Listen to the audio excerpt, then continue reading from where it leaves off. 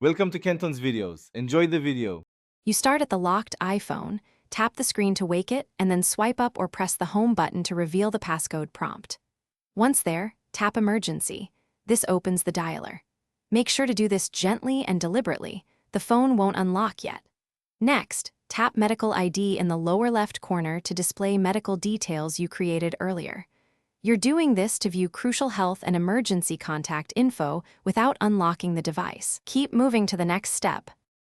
Once the medical ID screen is open, scan the on-screen fields for high-priority data like allergies, medications, chronic conditions, and blood type, so responders can act fast. Notice emergency contacts with phone icons. Tap a contact to initiate a call through emergency call, no unlock required. Make sure to tell responders which detail you're reading to avoid confusion. If you need to communicate a condition, speak clearly and read the exact wording shown. This prevents misinterpretation during an To finish, tap Done or simply press the side button to relock the iPhone so it returns to the passcode screen and stays secure.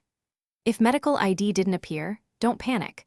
Unlock the phone later and open Health, tap Medical ID, then enable Show when locked. This setting allows information to appear without unlocking.